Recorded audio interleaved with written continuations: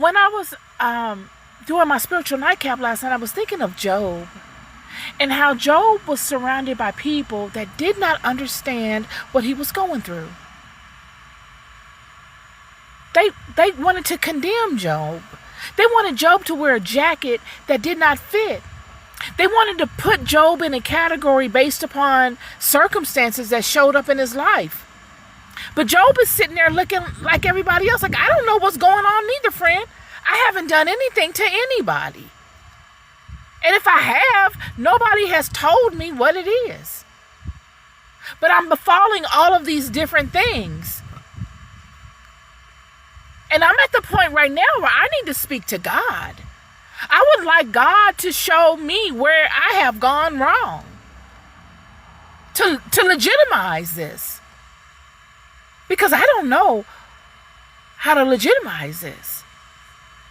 And Job's friends are telling him one at a time, you must have done something, Job. You must have did something. Job is doing bad. He's sick. And the worst thing you can do is come to someone at that time and condemn them. But this is what they do. They want him to admit, to confess to a sin that he does not legitimately even know that he has done. They want him to lie and say, yeah, I did it, just to see if it'll make it go away. And in the meantime, Job is sitting there saying, is this God? Is this the God that I'm serving? All these years of my life that I have lived a particular way and disciplined myself a particular way, I could have been out here doing all kind of stuff. I still can. But I chose not to. I paid the price to walk it this way. Not walking on water, but surely not doing any and everything that I could have done. And you mean to tell me you would allow this?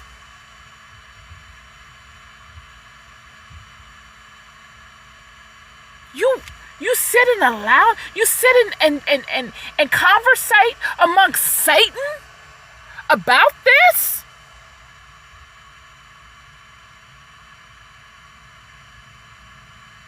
In a world of people that could care less. I'm so sorry, y'all. That could care less. Job says, I can't wear that jacket and I won't wear it. A lie is a lie. Whether I'm lying to appease, to get a burden off of me, or I'm lying to do wickedness, it's all a lie.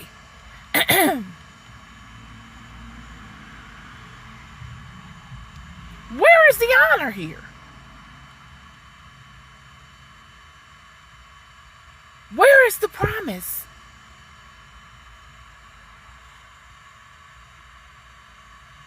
Where is the righteousness? Where is the fairness? Where is it? Job is in a highly abusive situation. Abuse. Blatant abuse. Blatant. Just blatant abuse.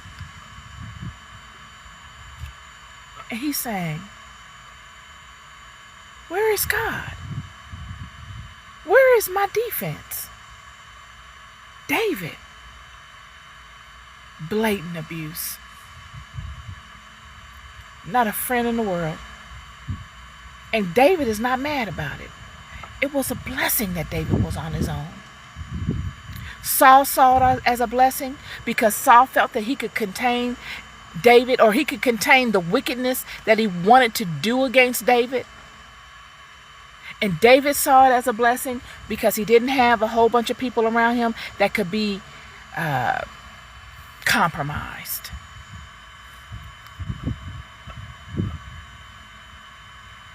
Saul has a whole budget, and he's willing to spend it.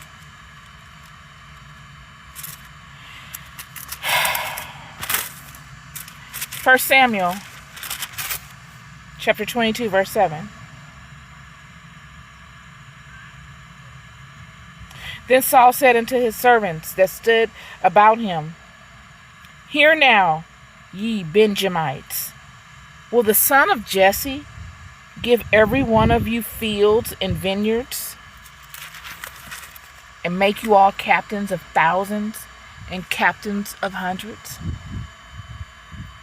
This is the temperament of the environment. David is one man, and the king is hunting him. The king that's afraid of the inevitable. He's buying time because God has already told him that he's going to snatch the kingdom out of his hands. He's a king by title only. He has no power. He don't have no power. The only power that Saul has is the power of influence of the people because of the title in which he stood, in which he has no longer in spirit, but he's still filling the seat. Yet the people don't know that he has no power. They still see him as a king, but spiritually he holds no power. And he's capitalizing off of this. At this point, he's capitalizing off of the title, what his title was. And he's saying, is David going to look out for you like me? Does David have any money to help you? Is David going to promote you from a farmer into a manager over the kingdom? I can do this. So you should align to me. And everyone does that. All of the people align to Saul because Saul has money and Saul has influence that will allow these people success in the kingdom. He's misusing his power at this point because he doesn't care. He knows he is no longer king, but nobody knows it but Samuel, Saul, and God. He's buying time. That's why this thing is such a big deal, is because he's buying time. It's nothing against David. It would have been against anybody. It just happened to be David. Why? Because David was used as the vessel to propel this thing forward. The whole David and Goliath issue was the tipping point.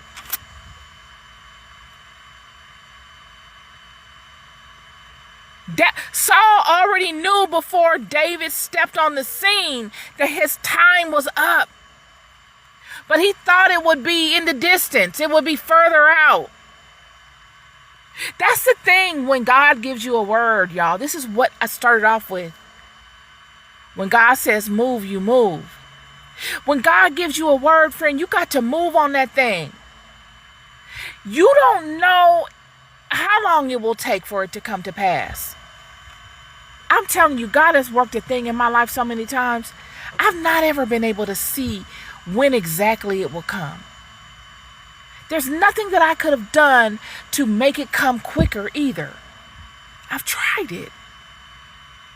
When God decides to move, God decides to move, and you just got to be ready to move. This is why I said the audacity of someone to think that they can dictate to God when they will move or when they will do a thing that God has inclined them to do. I've not ever had the luxury of that. Not ever. I don't know anyone that has. David did not have the luxury of that. David didn't know Samuel was going to come to his house. David wasn't even there. He wasn't even asked to be there. yet he gets blessed. David did not get the memo as to what God was doing. He was the last to know. He's hunted by a man that understands everything going on. Saul knows everything. But David doesn't know. And Saul, with his knowledge, thinks that he has an advantage. But what he will find is that his knowledge that he has will bind him. It will bind him in a way that will promote him to move in ways that he should not. It would have been better had he not known. He probably would have been able to overcome some of the challenges that he created for himself, avoid them, had he not known. But because he knew, and because the spirit of fear was propelling him forward, he made terrible mistakes. Terrible mistakes. Mistakes that affected everybody in his lineage. His son Jonathan, Mephibosheth, his grandson, his whole kingdom. All because of the activities. He persistently, just one after the next, to avoid the inevitable. Why? Because he had no concern for anyone outside of himself. He was selfish. David had done nothing to Saul. He doesn't even know what's going on. And Saul knows it. Yet no compassion, no true leadership, just selfishness. Using God's stuff for his own personal gain, when God put him in the position to use it to help God's children.